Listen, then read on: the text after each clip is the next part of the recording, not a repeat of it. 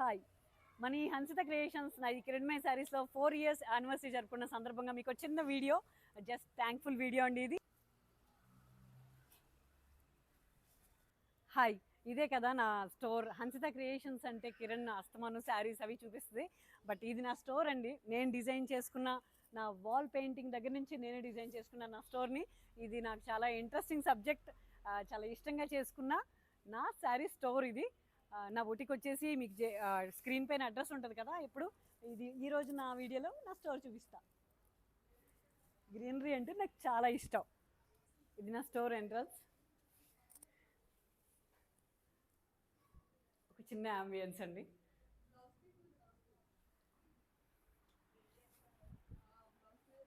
Of course బిజీగానే ఉంది.